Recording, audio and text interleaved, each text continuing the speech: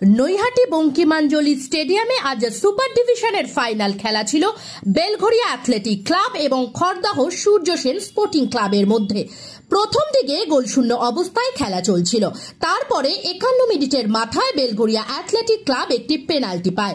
রেফারির ভুল সিদ্ধান্তে এই পেনাল্টির অভিযোগ তুলে রেফারি চরম হেমব্রমকে খড়দহ স্পোর্টিং ক্লাবের খেলোয়াড় থেকে শুরু করে কর্মকর্তারা মারধর করে বলেই অভিযোগ।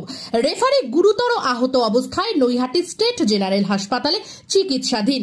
এই ঘটনাকে কেন্দ্র করে উত্তেজনা ছড়ায়। ঘটনাস্থলে উপস্থিত হন নৈহাটির বিধায়ক সনদ দে। তিনি অভিযুক্তের বিরুদ্ধে কঠোর ব্যবস্থা নেওয়ার কথাই বলেন। হঠাৎ দেখতে পেলাম যে যিনি গোলকিপার ছিলেন সূর্য সেন স্পোর্টিং ক্লাবে, তিনি রেফারিকে একটা সজোরে লাথি মারেন এবং একজন দর্শক গ্যালারি থেকে, না ভুল বললাম, একজন কর্মকর্তা যিনি মাঠেই ছিলেন, যে 5 জন থাকার কথা তাদের মধ্যে একজন, তার ছবিটা আছে আমার, সে হঠাৎ মাঠে ঢুকে গিয়ে সজোরে লাথি মারে রেফারিকে এবং রেফারি ওখানে লুটিয়ে পড়ে। তখন অসুস্থ হয়ে পড়েন।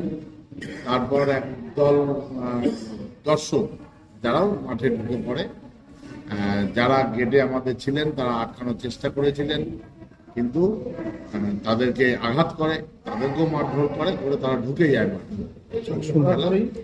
Khardah sporting club runners, winners হয়েছে বেলঘরিয়া অ্যাথলেটিক ক্লাব। পুলিশ এ ব্যাপারে কাউকে গ্রেপ্তার করেছে? পুলিশ কয়েকজনকে আটক করেছে, তারা থানাতেই আছে। এখন পর্যন্ত তাদের গ্রেপ্তার না কি করেছে বলতে পারবো না। ব্যুরো রিপোর্ট, সঠিক বার্তা।